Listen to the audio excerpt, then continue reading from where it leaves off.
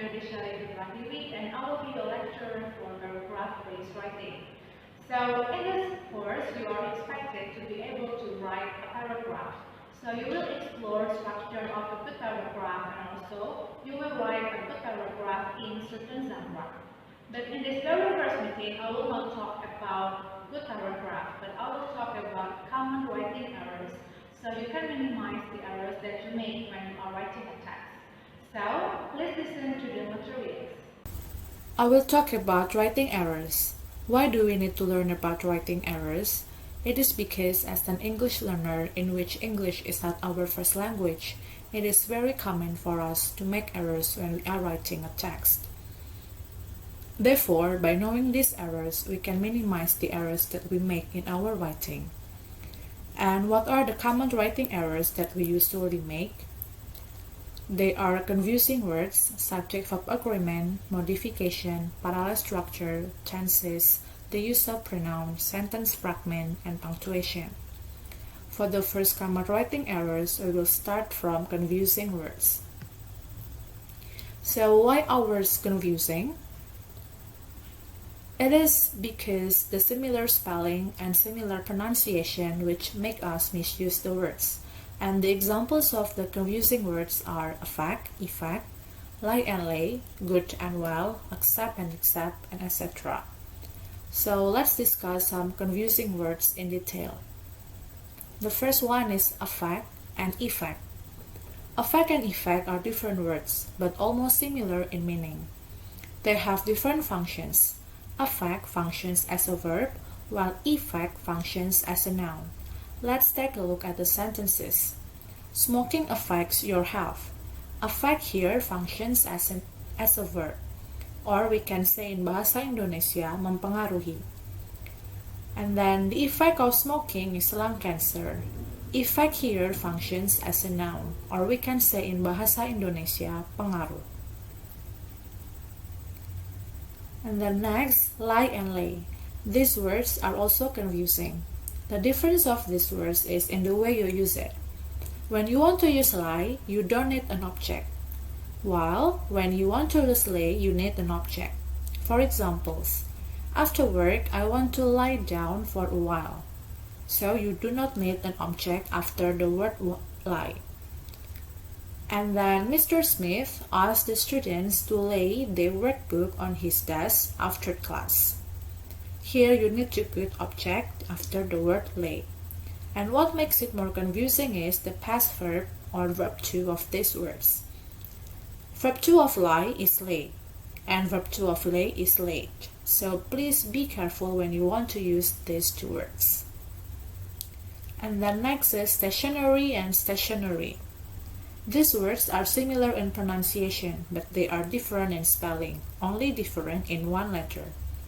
Stationery with E means writing and other office materials. It functions as a noun. Meanwhile, stationery with A means not moving or not intended to move. It functions as an adjective. For example, I can't handle myself when I go to the bookstore. I love buying cute stationery. This one is stationery with E, refer to writing and other office materials. And then next, the sofa is stationary. This one is stationary with A. It means that the sofa is immovable, or we cannot move the sofa. And then next, good and well. Good functions as an adjective, well functions as an adverb. So what is the difference of adjective and adverb?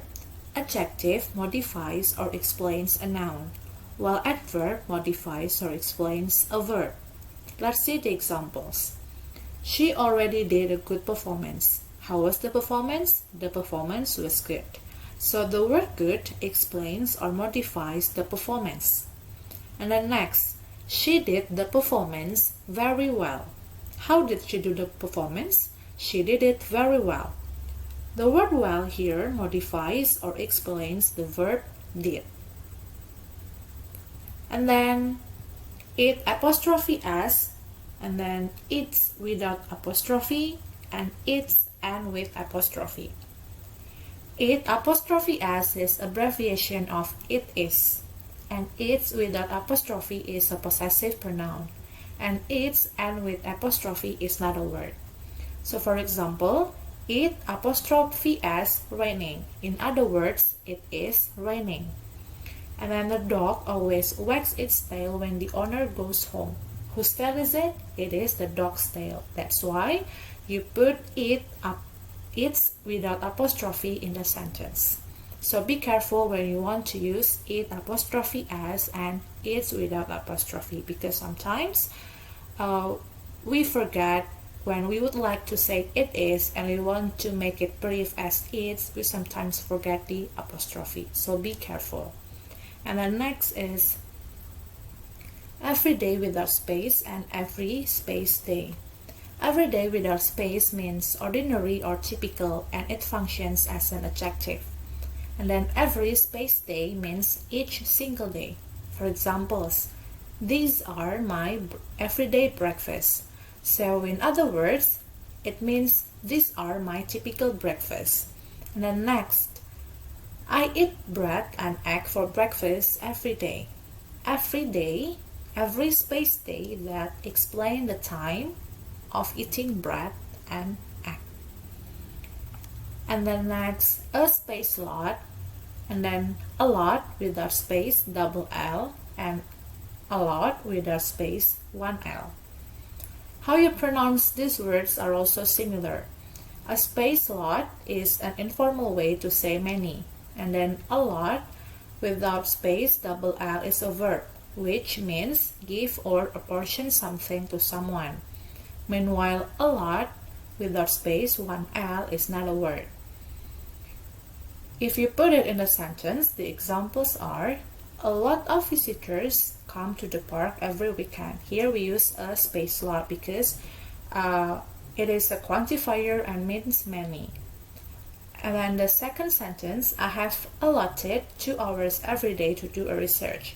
Here is a lot without space and then double L because it is verb.